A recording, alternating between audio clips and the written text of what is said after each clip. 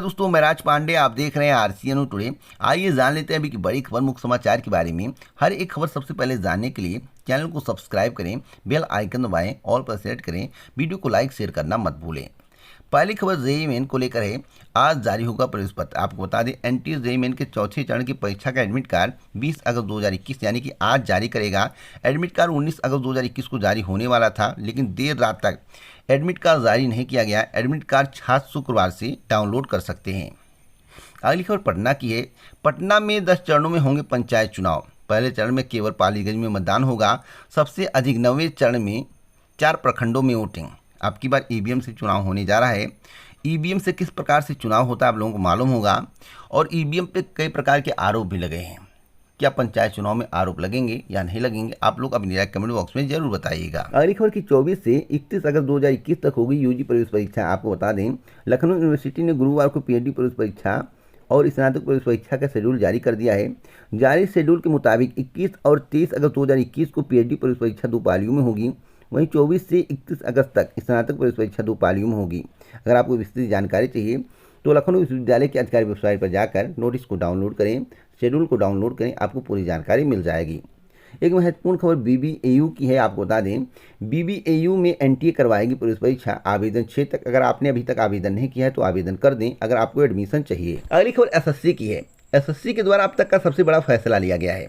SSC ने एक महत्वपूर्ण नोटिस जारी किया है। उस नोटिस में बताया गया है, गड़बड़ी करने वाले परीक्षार्थी की उम्मीदवारी रद्द होगी। क्यों रद्द होगी? क्योंकि एसएससी ने जो महत्वपूर्ण निर्देश दिए हैं, अगर आप उसका पालन नहीं करते हैं। एसएससी के द्वारा कहा गया है कि जरूरत पड़ने पर प्राथमिकी भी दर्ज कराई जाएगी। एसएससी ने कहा है कि टेस्ट सामग्री का किसी भी रूप में लिखित, मौखिक, इलेक्ट्रॉनिक, मैकेनिकल भंडारण, उसे सार्वजनिक करना, उसका प्रकाशन करना, टेस्ट सामग्री को फैलाना या उसमें मदद करने को गंभीर कदाचार माना जाएगा। ऐसे करने पर परीक्षार्थी को परीक्षा के लिए अयोग्य घोषित कर दिया जाएगा। उसकी उम्मीदवारी रद्द कर दी जाएगी। परीक्षा केंद्र से रफ पेपर बाहर ले जाना या टेस्ट सामग्री को अनधिकृत तरीके से पास रखना भी नियम के खिलाफ है। इस तरह की गतिविधियों में लिप्त पाए जाने पर उम्मीदवार को बाहर कर दिया जाएगा। तो इसके संबंध में बाकायदा एक नोटिस जारी किया गया है, जो कि एसएससी के आधिकारिक वेबसाइट पर आपको देखने को मिलेगा। अगर आपने अभी तक उस नोटिस को डाउनलोड नहीं किया है तो डाउनलोड कर लें, उसे पढ़ लें, समझ लें, जिससे आपको भविष्य में दिक्कत ना हो। अगली खबर लखनऊ विश्वविद्यालय की है। लखनऊ विश्वविद्यालय ने एक महत्वपूर्ण नोटिस जारी किया है, जिसमें बताया गया है, यूजी प्रवेश परीक्षा के दौरान नहीं चलेंगी कक्षाएं। बताया गया कि लखनऊ विश्वविद्यालय की 24 से 31 अगस्त 2021 तक प्रस्तावित स्नातक प्रवेश परीक्षा विश्वविद्यालय के दोनों ओल्ड व न्यू परिसर में आयोजित होगी। विश्वविद्यालय प्रशासन ने बृहस्पतिवार को विस्तृत परीक्षा कार्यक्रम जारी किया है। उक्त तिथियों में विश्वविद्यालय में भौतिक शिक्षण कार्य स्थगित रहेगा, जबकि 21 व 23 अगस्त 2021 को पीएचडी प्रवेश परीक्षा ओल्ड कैंपस के डॉक्टर के सक्सेना ब्लॉक, न्यू कॉमर्स व पीजी ब्लॉक में आयोजित की जाएगी। तो आपके लिए बहुत ही अच्छी खबर है कि इस बीच में अगर आपकी परीक्षा आयोजित की जाती है और कक्षाएं नहीं चलती हैं, तो कक्षाएं जब तक ना चलें, घर पर आप मेहनत से तैयारी करें, पढ़ें। पहली खबर के 28 लाख कर्मचारियों पेंशनरों को मिलेगा बढ़ा डीए-डीआर। आपको बता दें, प्रदेश के 16 लाख राज्य कर्मचारियों और 12 लाख पेंशनरों की मुराद पूरी करते हुए मुख्यमंत्री योगी आदित्यनाथ ने उन्हें 11% की बढ़ी दर से महंगाई भत्ता अर्थात डीए और महंगाई राहत अर्थात डीआर का भुगतान किए जाने का गुरुवार को विधानसभा में ऐलान किया। मुख्यमंत्री की इसी घोषणा के बाद राज्य कर्मचारियों को 1 जुलाई से 28% महंगाई भत्ता मिलने का रास्ता साफ हो गया है। राज्य कर्मचारी 1.5 साल से ज़्यादा समय से वेतन और पेंशनर अपनी पेंशन बढ़ने का इंतजार कर रहे थे। अगली खबर कि स्कूलों में विद्यार्थियों की उपस्थिति अनिवार्य नहीं। आपको बता दें, कक्षा 8 तक के स्कूलों को खोलने की तैयारियों के बीच सरकार ने गुरुवार को विधान परिषद में स्पष्ट किया कि स्कूलों में विद्यार्थियों की उपस्थिति अनिवार्य नहीं होगी। जरा से भी प्रतिकूल संकेत मिलने पर स्कूलों को बंद भी किया जा सकता है। विधान परिषद में प्रश्नकाल के दौरान शिक्षक दल के सदस्य ध्रुव कुमार त्रिपाठी द्वारा पूछे गए सवाल पर नेता सदन उप मुख्यमंत्री डॉक्टर दिनेश शर्मा ने कहा, बीएससी शिक्षा में उपस्थिति को अनिवार्य नहीं किया गया है। हमने 9 से 12 तक की कक्षाओं के लिए भी उपस्थिति को अनिवार्य नहीं किया है। उन्होंने कहा है, अभिभावकों और शिक्षकों तथा राजनीतिक संगठनों द्वारा भी कहा गया है कि चाहे कम समय के लिए ही सही, लेकिन ऑनलाइन शिक्षण कार्य कराया जाए। तो अगर आप स्कूल जाना चाहते हैं तो आपके ऊपर स्वैच्छिक है, आप स्कूल जा सकते हैं, लेकिन सरकार की तरफ से आप पर दबाव नहीं बनाया गया है। आपके अभिभावक के ऊपर निर्भर करता है कि आपके अभिभावक आपको स्कूल भेजते हैं या नहीं भेजते हैं। अगली खबर, डीएलएड बैक प्रशिक्षुओं ने किया परीक्षा नियामक सचिव का घेराव। आपको मालूम होगा कि डीएलएड तृतीय सेमेस्टर के जितने भी प्रशिक्षु हैं प्रमोट कर दिए गए हैं, लेकिन जो बैक हैं उन्हें प्रमोट नहीं किया गया। आश्वासन दिया गया है कि बैक परीक्षा पास करिए, उसके बाद आप पर विचार किया जाएगा। अब देखना होगा कि विचार किया जाता है या नहीं किया जाता है। अगली खबर है कि अफगानिस्तान में आज़ादी का जश्न मनाती भीड़ पर तालिबान ने बरसाई गोलियां, 3 की मौत। तो जो अफगानिस्तान में स्थिति है उसके बारे में आप लोगों को मालूम होगा, और अफगानिस्तान की स्थिति को देखते हुए अमेरिका भी सतर्क है। आपको बता दें, अमेरिका ने अफगानिस्तान को किसी भी तरह के हथियारों की बिक्री रोकी, तो अब कोई भी हथियार अफगानिस्तान को सप्लाई अमेरिका की तरफ से नहीं किया जाएगा। अगली खबर की शिक्षक भर्ती के अभ्यर्थियों का प्रदर्शन जारी। आईपीएस से जबरन सेवानिवृत्ति के बाद राजनीतिक अखाड़े में उतर रहे अमिताभ ठाकुर गुरुवार को निशातगंज में धरना दे रहे शिक्षक भर्ती के अभ्यर्थियों से मिलने पहुंचे। इस दौरान उन्होंने 23,000 पदों के लिए धरना दे रहे अभ्यर्थियों की जान बचाने तथा उन्हें नियुक्ति देकर न्याय करने की मांग की है। अमिताभ ने कहा कि सैकड़ों अभ्यर्थी कई दिनों से धरना दे रहे हैं, कई टंकी पर चढ़कर बैठे हैं और 7 अभ्यर्थी अमरण अनशन पर हैं। इसके बाद भी योगी सरकार मामले का निस्तारण नहीं कर रही है। प्रदर्शन में शामिल महिला अभ्यर्थियों को शौच आज की बुनियादी सुविधा तक नहीं दी जा रही है। तो इस तरह की कार्य प्रक्रिया योगी सरकार के द्वारा अपनाई जा रही है। अब न्याय की मांग अमिताभ ठाकुर के द्वारा की गई है। अब देखना होगा कि योगी सरकार इस पर कितना न्याय करती है, क्या आश्वासन देती है और अभ्यर्थियों के लिए क्या करती है। अगली खबर कि मार्च 2025 तक, यहाँ पर देखिए लिखा हुआ मार्च 2025 तक हर घर में प्रीपेड बिजली मीटर होगा अनिवार्य। इसकी भी घोषणा कर दी गई है। 2025 का वेट करना है, हर घर में मीटर हो जाएगा। किस तरह का मीटर होगा इसके संबंध में भविष्य में आपको जानकारी दी जाएगी। अगली खबर है कि उत्तर प्रदेश को बिजली आपूर्ति बंद कर सकती है एनटीपीसी। आपको बता दें, बिजली बनाने वाली प्रमुख सरकारी कंपनी एनटीपीसी गुरुवार आधी रात से उत्तर प्रदेश को बिजली बंद कर सकती है। कंपनी का कहना है कि बार बार नोटिस के बावजूद प्रदेश सरकार ने बकाया बिजली बिल का भुगतान पिछले 45 दिनों से नहीं किया है। ऐसे में उसके समक्ष बिजली काटने के अलावा कोई और विकल्प नहीं है। अगली खबर की लड़कियों की शादी की उम्र पर नीति आयोग कर रहा है मंथन। हो सकता है जो 18 वर्ष की आयु निर्धारित की गई है उसे 20 या 21 वर्ष कर दिया जाए। हो सकता है भविष्य में ऐसी जानकारियां आपको मिल सकती हैं। अगली खबर है कि हिंदी के 90% प्रश्न उनके विकल्प में त्रुटियां। आपको बता दें, उत्तर प्रदेश माध्यमिक शिक्षा सेवा चयन बोर्ड की प्रवक्ता हिंदी भर्ती को 17 अगस्त को हुई परीक्षा के प्रश्न पत्र में तमाम कमियां मिली हैं। पंडित पृथ्वीनाथ पांडे के अनुसार प्रश्न पत्र के 90% प्रश्न और उनके विकल्प में प्रयुक्त शब्द, वाक्य विन्यास दिए गए विकल्प में मूल तथ्य, व्याकरण, भाषा विज्ञान आदि की दृष्टि से पूर्णतः अशुद्ध हैं। अब इस पर उत्तर प्रदेश माध्यमिक शिक्षा सेवा चयन बोर्ड किस तरह का तर्क देता है, क्या बताता है, या देखने वाली बात होगी। लेकिन हाँ, 90% प्रश्न उनके विकल्प त्रुटियां हैं और त्रुटियों के चलते इन्हें सभी नंबर दिए जाएंगे। सभी के नंबर बढ़ेंगे या नहीं बढ़ेंगे, इसके बारे में उत्तर प्रदेश माध्यमिक शिक्षा सेवा चयन बोर्ड को विचार विमर्श करना पड़ेगा। अगली खबर की 72,000 प्रशिक्षुओं का भविष्य अधर में फंसा। आपको बता दें, diploma in elementary education 2019 batch के 72,000 प्रशिक्षुओं का भविष्य अंधकार में है। द्वितीय सेमेस्टर के परिणाम में सफल लगभग 96,000 अभ्यर्थियों को तो सरकार ने तृतीय सेमेस्टर में प्रमोट कर दिया है, लेकिन द्वितीय सेमेस्टर में फेल तकरीबन 72,000 प्रशिक्षुओं को कोर्स पूरा करने में कम से कम 6 महीने का समय लगने का अनुमान है। तो इससे यूपी टेट की परीक्षा से भी बाहर हो सकते हैं प्रशिक्षु, नई भर्ती से भी बाहर हो सकते हैं प्रशिक्षु। और जो बताया जा रहा है, और सचिव से जिन अभ्यर्थियों ने मुलाकात की है उनका कहना है, सचिव ने कहा है कि पहले आप बैक पेपर पास करिए, उसके बाद विचार विमर्श किया जाएगा। बैक पेपर पास करने के बाद विचार विमर्श होगा या नहीं होगा, या देखने वाली बात होगी। वैसे परीक्षाएं सितंबर माह से शुरू होने की संभावना है। जो भी प्रक्रिया है सितंबर माह से आगे बढ़ सकती है। अगली खबर है कि पीटी परीक्षा संपन्न कराने को लेकर कलेक्ट्रेट में चलाया प्रशिक्षण शिविर। आपको बताना चाहता हूं, उत्तर प्रदेश अधीनस्थ सेवा चयन आयोग की पीटी परीक्षा को लेकर अब तक की सबसे बड़ी खबर है। जिलाधिकारी टीके सिबू की अध्यक्षता में जिले में 24 अगस्त 2021 को उत्तर प्रदेश अधीनस्थ सेवा चयन आयोग द्वारा प्रारंभिक अर्हता परीक्षा पीटी को साकुशल संपन्न कराने के संबंध में कलेक्ट्रेट स्थित तथागत हाल में बैठक प्रशिक्षण आयोजित की गई। बैठक में जिलाधिकारी ने बताया कि जिले में 16 परीक्षा केंद्र बनाए गए हैं। परीक्षा को साकुशल, नकल विहीन एवं शांतिपूर्ण वातावरण में संपन्न कराए जाने के उद्देश्य से 233 स्टैटिक मजिस्ट्रेट, 7 सेक्टर मजिस्ट्रेट व 3 जोनल मजिस्ट्रेट की तैनाती की गई है, जो अपने अपने परीक्षा केंद्रों पर पैनी नज़र रख परीक्षा को नकल विहीन बनाएंगे। यह परीक्षा 2 पालियों में संपन्न कराई जाएगी। प्रथम पाली की सुबह 10 बजे से पूर्वाह्न 12 बजे तक, द्वितीय पाली की परीक्षा 3 बजे से अपराह्न 5 बजे तक आयोजित होगी। और मैं आपसे बताना चाहता हूँ, प्रश्न पत्र व उमार पुस्तिकाएँ सीलबंद अवस्था में ही परीक्षा केंद्र के कंट्रोल रूम में व परीक्षा कक्ष में प्राप्त की जाएंगी। परीक्षा समाप्ति के उपरांत निर्धारित प्रक्रिया उपरांत अभ्यर्थियों की उपस्थिति में 2 अभ्यर्थियों के हस्ताक्षर प्राप्त कर सीलबंद किए जाने के उपरांत सीलबंद अवस्था में ही परीक्षा केंद्र से केंद्र अधीक्षक की कंट्रोल रूम तक ले जाई जाएगी।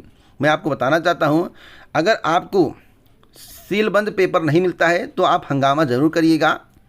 हंगामा करेंगे, आप इस चैनल की मेल आईडी पर पूरा वीडियो बनाकर भेजिएगा। मैं उसको सभी के समक्ष प्रस्तुत करूंगा और पूरी सही सटीक जानकारी दूंगा और अधीनस्थ सेवा चयन आयोग को अवगत कराने का प्रयास करूंगा। कहीं भी अगर किसी प्रकार की हरकत होती है, कहीं भी नकल की शिकायत मिलती है, तो आप वीडियो क्लिप बनाकर तुरंत मेरी मेल आईडी पर भेजिएगा। अबाउट सेक्शन में मेल आईडी है, उस पर भेजने के बाद आप अपना नाम लिखिएगा। मैं उस वीडियो क्लिप को अपने चैनल के माध्यम से चलाऊँगा। अगली खबर है कि डॉक्टर केएल पटेल से जुड़े रहे सालबर गैंग के तार। आपको बता दें, जो केएल पटेल है, इसके तार कई जगह से जुड़े हुए हैं। प्रशिक्षित स्नातक शिक्षक टीजीटी भर्ती परीक्षा में बिहार से सालबर बुलाने वाले प्रशांत पटेल की तलाश। ऐसा मैं नहीं कह रहा हूँ, ऐसा समाचार पत्र में आया है, हिंदुस्तान समाचार पत्र है। और सालबर गैंग का भंडाफोड़ और पीजीटी परीक्षा हो या टीजीटी परीक्षा हो, सभी में परीक्षार्थियों के द्वारा आरोप लगाया गया है, लेकिन साक्ष्य नहीं मिला है। लेकिन सालबर गैंग पकड़े गए हैं, यह साक्ष्य एसटीएफ के द्वारा दिया गया है और केएल पटेल मुख्य भूमिका निभा रहा है। उसी के द्वारा कई सालबर गैंग तैयार हुए थे, जिसको एसटीएफ के द्वारा पकड़ लिया गया है। फिलहाल इस तरह की हरकत होती है तो कड़ी से कड़ी कार्रवाई की जानी चाहिए। परीक्षा परिणाम के संबंध में जो जानकारी है कि टीजीटी परीक्षा परिणाम कब तक आएगा, तो इसके संबंध में एक वीडियो के माध्यम से मैं आपको अवगत कराऊंगा। अगली खबर है कि युवती समेत बिहार के सालबर गैंग के 10 लोग गिरफ्तार। तो देखिए, टीजीटी परीक्षा के संबंध में जानकारी दे रहा हूं, क्योंकि उत्तर प्रदेश माध्यमिक शिक्षा सेवा चयन बोर्ड का कहना है ऐसा कुछ भी नहीं हुआ था। तो यहाँ पर देखिए, समाचार पत्रों में आया था, मैं अपने मन से कुछ भी नहीं बोल रहा हूँ। उत्तर प्रदेश माध्यमिक शिक्षा सेवा चयन बोर्ड को ऐसा ना लगे कि मैं अपने मन से बोल रहा हूँ।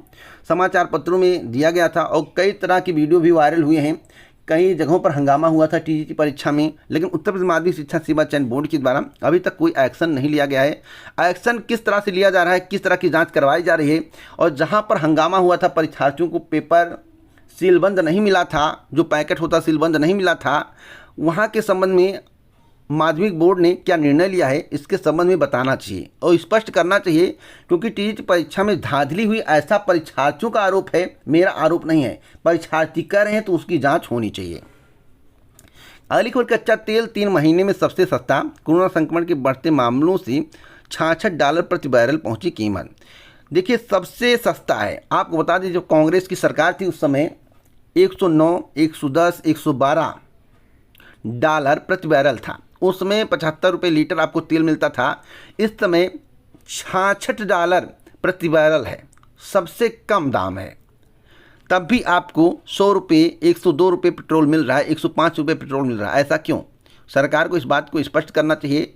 कांग्रेस पर सारा ठीकरा फोड़ने से कुछ नहीं होगा। सरकार बताए $66 प्रति बैरल होने के बावजूद तेल का दाम 100 रुपये क्यों है। अगली खबर की दाखिले के लिए 70:30 का फार्मूला। दिल्ली विश्वविद्यालय पीसीएम और पीसीबी में थ्योरी व प्रैक्टिकल की वेटेज में बदलाव नहीं। दिल्ली विश्वविद्यालय का कहना है दाखिला रद्द या माइग्रेशन कराने पर वापस मिलेगी पूरी फीस। अगली खबर के टीके के बाद संक्रमण से भी लंबे समय तक रह सकती है तकलीफ। आपको बता दें, अगर आपने टीका लगवाया है तो ऐसा नहीं है कि आपको संक्रमण नहीं होगा, आपको संक्रमण हो सकता है। लंबे समय तक आप परेशान रह सकते हैं। वाशिंगटन की यह न्यूज़ है। दुनिया कोरोना के डेल्टा वेरिएंट से जूझ रही है। टीका लगवा चुके लोगों को भी संक्रमण के मामले सामने आ रहे हैं। अब संशय ये है कि क्या ऐसे लोगों में लंबे समय तक कोई स्वास्थ्य संबंधी तकलीफ रह सकती है। मैं आपसे बताना चाहता हूँ, जिन्हें उन्हें टीका लगवाया उन पर शोध हो रहा है कि कोरोना संक्रमण होने के बाद क्या आपको लंबे समय से तकलीफ रह सकती है। और मैं आपको बताना चाहता हूँ, जब आपने कोरोना टीका लगवा लिया और आपके शरीर में एंटीबॉडीज बनने लगी, क्योंकि प्राकृतिक एंटीबॉडी नहीं है, आर्टिफिशियल है। वैक्सीन के माध्यम से शरीर में ज़्यादा से ज़्यादा एंटीबॉडीज बनाने का प्रयास किया जा रहा है जिससे कोरोना संक्रमण से आपका शरीर लड़ सके। मैं आपसे बताना चाहता हूँ, जब एंटीबॉडीज प्राकृतिक रूप से होती है तो वह बढ़ती रहती है, लेकिन आर्टिफिशियल आप कितना बढ़ाएंगे। जब आर्टिफिशियल के दौरान आपको कोरोना संक्रमण होगा तो उस तरह से आपकी इम्यूनिटी पावर सक्रिय नहीं हो पाएगी। यानी कि कोरोना वैक्सीन आपने लगवाया, उसके बाद अगर आपको कोरोना संक्रमण होता है तो रिकवरी होने में समय लग सकता है, जो सच्चाई मैं आपको बता रहा हूँ। अब इसमें कितनी सच्चाई, इसका जांच पड़ताल होगा तभी पुष्टि हो पाएगी। मैं अपनी थिंक बता रहा हूँ, अपनी सोच के आधार पर आपको जानकारी दे रहा हूँ। अगली खबर की डिग्री सत्यापन का समय से निपटारा करे विश्वविद्यालय। देश के सभी विश्वविद्यालयों और कॉलेजों को डिग्री और प्रमाण पत्रों के सत्यापन से जुड़े अनुरोध का समयबद्ध तरीके से निपटारा करना होगा। छात्रों की दिक्कतों को ध्यान में रखते हुए विश्वविद्यालय अनुदान आयोग ने सभी विश्वविद्यालयों और कॉलेजों को इस संबंध में पत्र लिखा है। अगली खबर की अक्टूबर तक बच्चों को भी लगने लगेंगे कोरोना के टीके। आपको बताना चाहता हूँ, यहाँ पर बताया गया है कि अक्टूबर तक बच्चों को भी लगने शुरू होंगे टीके। जायडस और कोवैक्सीन के साथ होगी टीकाकरण की शुरुआत। NIV पुणे ने दी जानकारी। तो अब तक की बिग ब्रेकिंग न्यूज़ है। अगली खबर की 1 करोड़ युवाओं को टैबलेट या मोबाइल, प्रतियोगी परीक्षा भत्ता भी। अब सवाल है कि प्रतियोगी परीक्षा भत्ता कितना मिलेगा। जैसा कि उत्तराखंड के बारे में आपको जानकारी होगा, 50,000 रुपये का ऐलान किया गया है। उत्तर प्रदेश में 1 लाख रुपये कम से कम मिलने चाहिए। अगर 1 लाख रुपया सरकार के द्वारा दिया जाता है तो यह सराहनीय कार्य होगा। और जो लैपटॉप की बात है, टैबलेट की बात है या मोबाइल की बात है, चलिए टैबलेट या मोबाइल का जिक्र किया गया है। टैबलेट मिलेगा या मोबाइल मिलेगा, इसके संबंध में अभी सस्पेंस बना हुआ है। चुनाव से पहले मिलेगा या नहीं मिलेगा, सरकार को इस बात को स्पष्ट करना चाहिए। ऐसा ना कह दे सरकार कि चुनाव के बाद मिलेगा, तो चुनाव की बात क्या होगा किसी को कुछ भी पता नहीं है। अगली खबर की लेखपालों को प्रति प्रमाण पत्र 5 रुपये पाने का रास्ता साफ। लेखपालों को आय जाति निवास प्रमाण पत्र बनाने में प्रति प्रमाण पत्र 5 रुपये भुगतान का रास्ता साफ हो गया। अपर मुख्य सचिव राजस्व मनोज कुमार सिंह ने इस संबंध में शासनादेश जारी कर दिया है। उन्होंने आयुक्त एवं सचिव राजस्व परिषद को इस संबंध में कार्रवाई सुनिश्चित कराने का निर्देश दिया है। तो बिग ब्रेकिंग न्यूज़ है और अमर उजाला के द्वारा इस खबर को पहले छापा गया था। लेखपालों को 5 रुपये भुगतान के आदेश पर अफसरों ने मारी कुंडली और उसी का असर दिखाई दे रहा है। अगली खबर है, कांस्टेबल भर्ती के नियमों में बदलाव करे सरकार। हाईकोर्ट ने कहा, एक भर्ती में 2 बार लंबाई नापने का औचित्य नहीं। तो एक बार जो हो जाता है, दोबारा क्यों लंबाई नापी जाती है और इस तरह की गलती क्यों की जाती है कि दोबारा लंबाई नापना पड़े। तो इलाहाबाद हाईकोर्ट ने सख्त आदेश दिया है कि इस नियम में बदलाव करिए, इस तरह की गलती नहीं होनी चाहिए। अगली खबर की स्टाफ नर्स के आवेदन की तिथि बढ़ी। परीक्षा शुल्क 31 अगस्त 2021 तक कर सकते हैं जमा, 3 सितंबर 2021 तक ऑनलाइन आवेदन। एक महत्वपूर्ण खबर उत्तर प्रदेश लोक सेवा आयोग की और है। उद्यान विभाग को मिले 38 सहायक सांख्यिकी अधिकारी। उत्तर प्रदेश लोक सेवा आयोग की ओर से बृहस्पतिवार रात सहायक सांख्यिकी अधिकारी उद्यान विभाग का अंतिम परिणाम जारी कर दिया गया। 39 पदों के लिए हुई परीक्षा में 38 अभ्यर्थी सफल घोषित किए गए हैं, जबकि OBC वर्ग में योग्य अभ्यर्थी न मिलने पर एक पद के लिए पुनर्विज्ञापन संस्था की गई है। अगर आपको इसी प्रकार की जानकारी चाहिए, आप हमसे जुड़ना चाहते हैं, सही सटीक जानकारी सबसे पहले पाना चाहते हैं, चैनल को सब्सक्राइब करें, आइकन दबाएं, ऑल पर सेलेक्ट करें, वीडियो को लाइक शेयर करना मत भूलिए। जय हिंद, जय भारत दोस्तों, नमस्कार।